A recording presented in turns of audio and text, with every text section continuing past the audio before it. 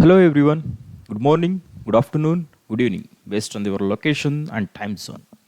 This is Yogesh, and we are in a Pico for ML video series where we are learning machine learning on microcontrollers. So, in last video, we have seen the demo on what all the machine learning options we have currently, speech recognition, uh, the motion control, and the next one is the video capture, that is presence detection. So in this video, let us get into the integrated development environment we have for any development. So uh, before getting into IDE, these are the languages option we have. We have a C language. Let me get the laser pointer. Okay, we have a C language, which is you can see the base for all other languages or any other two languages. And we have a Python, which is very easy and everyone favorite language for the development. And we have the professional and most stable language called C++. I'm not telling you all to stick to any one language. Rather than, you people can try all the three languages available for the development. You can choose which suits for you for your vertical learning. Then, if you take into embedded device development, there are multiple operating options you can get it. That OS options you have. For example, the most famous one will be your Linux. The next comes your Windows, then FreeRTOS. If the devices demands some timing requirement, then you can go for the FreeRTOS, or else the usual development called NoOS or bare metal programming, or even you can call it as Superloop. And you have the recently started Zephyr OS, then Embed OS, which is for Cortex series, and you have all other options. Like depending on your applications, you can choose which operating system you can use. So these are the multiple options you can have. So let us get into some of the IDE which we can use for our development. And as I said, this is a famous IDE from which is open source. All of these are open source anyway. And this is from Arduino.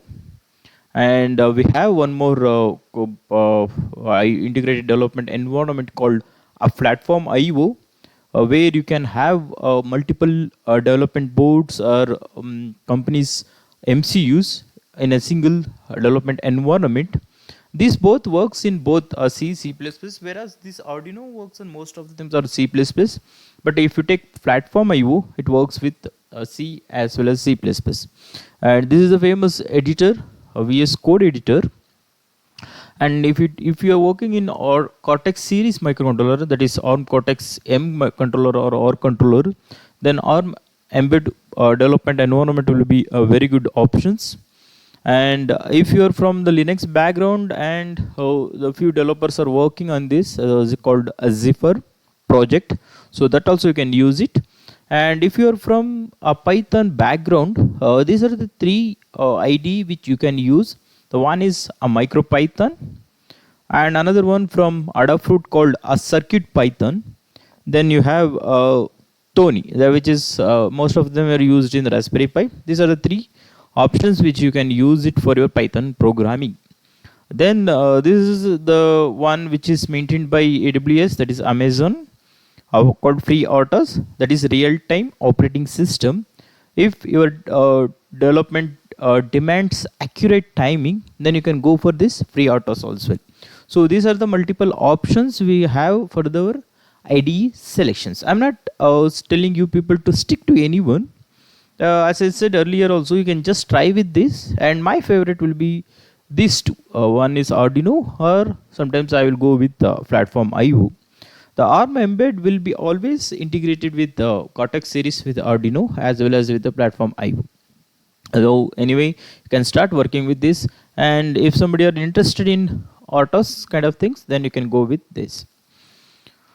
And these are the guides, installation guide you can go through. Since it is open, it is already uh, available in the internet. That's why I didn't go with this. So you can just refer to these different what the blogs for your installation. Then now, instead of understanding the process, let us get into like what all the things which this IDE involves in the embedded C build process. As the screen shows here, you have an editor or IDE. For example, consider you have Arduino IDE where you write your source codes. Then what will the other steps will be taken care when you put your code inside the microcontroller. So there should be a preprocessor, then it should be a compiler, then there should be a linker. These three things called the build process. And there will be another like corresponding tools or software which helps you to execute the program in your end device, or else called your target device. So this is the build process in embedded C. If you say what are the process, you can have the process like preprocessors. Then you can have the compiler. It is like C processes of converting your high level language, high level source code, representations of your embedded software into executable binary files. Like where in this place you have a high level C programming, where at this part you have a executable file which you can dump into the microcontroller. So these are the different steps which involved in order to convert the source code into an executable file. Namely, it has a preprocessor, then comes compiler, then comes your assembler, then a linker and locator. So let us get one by one. What happened? Yes. Yeah, I'm into. So we'll see preprocessor, and then we'll see compiler and assembler now. Preprocessor is nothing but where you have multiple C source file will be converted into preprocessor file called a .i file. In this you will see your comment section will be taken off, your headers will be compiled, and it will make it as pure a C code. Once this pure C code is done, the next part will be compilation. What compilation will do is, it will convert into architectural specific assembly by the compiler. This conversion is not one-to-one mapping of lines, but instead of decomposing of C operations into a numerous assembly option. So basically it converts your preprocessor file into assembly language files, that is called .s file or .asm files. So once these things are compiled, then you have things called assembler. What this assembler will do, the stage that generally generated by the compilers to get converted into object files. So you have .s files, which is assembly files. Then this assembler will assemble all these files into your object files. So once these object files are created, then you have to link these files. So what linker will do, it will get all your .bss, .c, .ors memory mapping, and your imports and export will happen here, and it will start linking all the files. Like for example, your .o files, .a files will be linker, and it will get into relocatable files. Once these relocatable files are done, then you will get into the locator. The locator work is to combine these linker script files and your relocating files, making into a merging. You can call it as merge, and then it will do into an executable file. So once the executable file is there, then you can like dump this code executable file into your microcontroller. This is like a simple example. Then if you take into a C++ build process, here you called a term called tool chain. A tool chain is nothing but it's a collection of programming tools.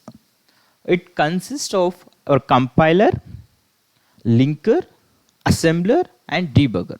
The GNU tool is a programming tool provided by the GNU project, where these tools are called cross tool chain or cross compilers. To get into an example, like consider you want to program to a microcontroller from ARM, that ARM architecture, whereas your PC is 886 architecture, or there is Intel architecture. Then what you have to do? You have two things where you need to compile, you need to debug all your target device, which is Cortex or ARM Cortex architecture. But whereas your development, everything happens in the host, which is x86 architecture. To do this, you have a compiler where we are developing code on a Windows based on x86 architecture, but the compilation for the ARM target.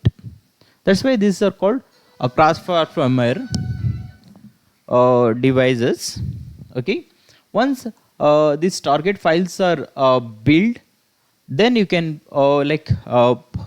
program into the host devices. So this is the embedded C++ build process. So those are the like different options you have for the your Pico for ML development options, where you can use Arduino or Platform IO or any other like IDE which you interested. So that's all for today. Yeah, thank you.